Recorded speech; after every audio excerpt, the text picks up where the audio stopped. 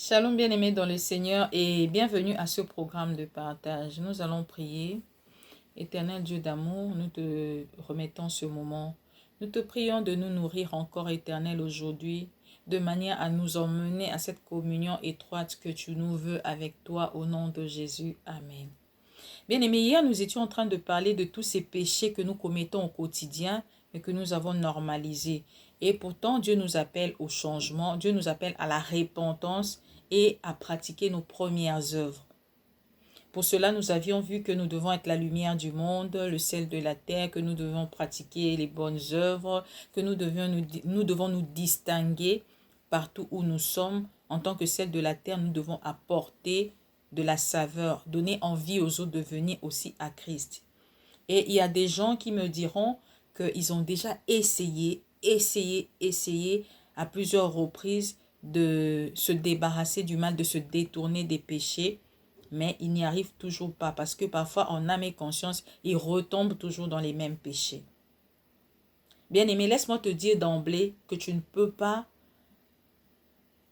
entrer dans cette démarche-là, entamer cette démarche sans associer le Seigneur. Non, tu ne peux pas. C'est vrai que tu vas te repentir toi-même.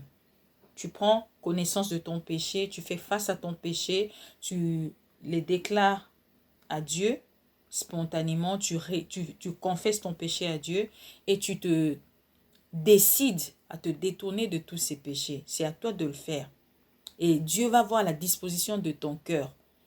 Et maintenant, pour cette dernière étape, tu as besoin d'associer le Saint-Esprit. Chaque matin, tu dois te prosterner devant Dieu pour lui demander de t'accompagner, de t'aider, mais vraiment de lui demander de l'aide parce que seul tu n'y arriveras pas. Tu as besoin de l'aide de l'Éternel. Mais pour ce faire, il faut que tu saches aussi comment est-ce que tu te regardes toi-même. Parce que ça joue. Si tu te considères comme ce pécheur désespéré qui ne va jamais changer, c'est bien triste pour toi. Mais si tu te considères comme ce juste qui a été racheté par le sang de l'agneau, mais qui est en route vers sa transformation, vers sa victoire sur le péché, bien aimé, ça va beaucoup t'aider. Je vais vous donner l'exemple de deux élèves qui vont pour la première fois dans une classe, ils arrivent, ils trouvent qu'ils expriment des difficultés, en fait, ils éprouvent des difficultés à comprendre une leçon quelconque. Et il y a l'un d'entre eux qui se dit, je crois que moi, l'école n'est pas faite pour moi et se relâche. Mais l'autre se dit, non, mais pourquoi il y a d'autres parmi nous qui comprennent et qui réussissent, moi je ne peux pas comprendre. Et ce deuxième élève se dit, non, je dois m'y mettre pour que je fasse aussi comme les autres. Ce deuxième élève, à cause de sa détermination, il va s'en sortir finalement. Écoutez ce que dit la Bible dans Romains 6, 10 à 11. Car il est mort, et c'est pour le péché qu'il est mort une fois pour toutes. Il est revenu à la vie, et c'est pour Dieu qu'il vit. Ainsi, vous-même, regardez-vous comme mort au péché et comme vivant pour Dieu en Jésus-Christ. Bien-aimés, considérez-vous comme étant mort au péché. C'est-à-dire que nous devons considérer que quand Christ a été crucifié, nous avons aussi, le vieil homme en nous a été crucifié avec lui. Et lors de sa résurrection, nous sommes revenus nous aussi à la vie dans cette nouvelle nature. Et nous sommes cette nouvelle créature en Christ. Selon que la Bible dit, si quelqu'un est en Christ, il est une nouvelle créature. Les choses anciennes sont passées, voici toutes choses sont devenues nouvelles. Bien-aimé, ta façon de te voir, de te regarder, c'est ça qui va t'aider. C'est comme cet élève-là, il se dit, non, mais je suis comme tous les autres, je dois aussi m'y mettre pour arriver à réussir comme eux. Écoute ce que la Bible dit, quiconque, dans 1 Jean 3, 9, quiconque est né de Dieu ne commet point le péché.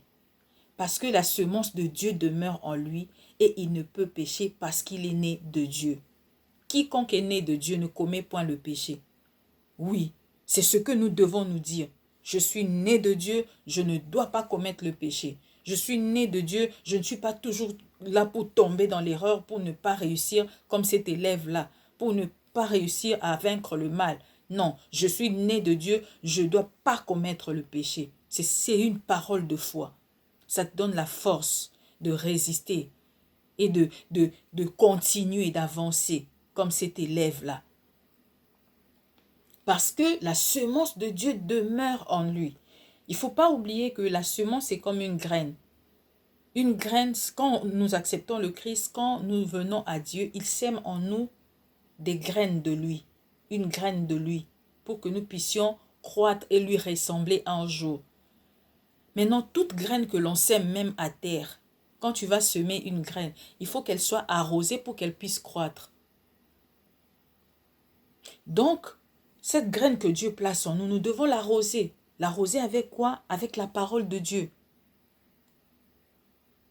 Et laissez-moi vous dire que le seul moyen efficace pour que nous puissions vraiment nous débarrasser de tous les péchés, c'est encore et toujours la communion étroite avec le Seigneur. C'est-à-dire, nous devons passer beaucoup plus de temps avec Dieu. Nous devons passer beaucoup de temps dans la lecture de sa parole, dans l'étude de sa parole, dans la prière. Et même où que nous soyons, même si nous sommes en train de travailler, notre esprit doit rester connecté à Dieu. Quand nous serons pleins, remplis de Dieu, de son amour, nous allons avoir le dégoût du péché et le péché va nous quitter. Mais c'est une transformation pour d'autres qui peuvent arriver graduellement. Bien sûr, ça dépend de quel péché. Parce qu'il y a des péchés pour lesquels nous pouvons nous décider tout de suite. Et si vraiment nous sommes déterminés, Dieu voit la disposition de notre cœur, nous pouvons nous en séparer. Mais il y en a, c'est graduellement. Et ça, ce que je suis en train de dire, ne nous donne pas droit, justement. Oh mon Dieu. Il y a des gens qui, à cause de ce message, peuvent se dire qu'ils peuvent faire tout ce qu'ils veulent, comme ils veulent. Et Dieu est amour parce que c'est un Dieu de grâce.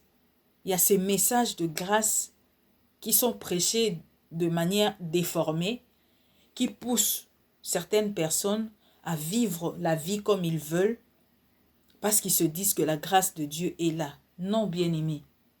Non. Dieu même dit, celui qui m'aime doit garder mes commandements. Si tu m'aimes, garde mes commandements. Dieu voit la disposition du cœur. Même pour ce péché qui peut aller graduellement, Dieu le voit. On peut tromper tout le monde, mais on ne peut pas tromper Dieu. On ne se moque pas de Dieu.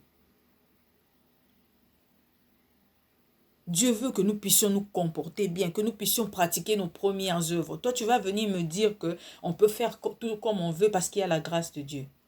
Détrompe-toi, mon frère, détrompe-toi, ma sœur. Et mon Dieu, pratiquons sa parole.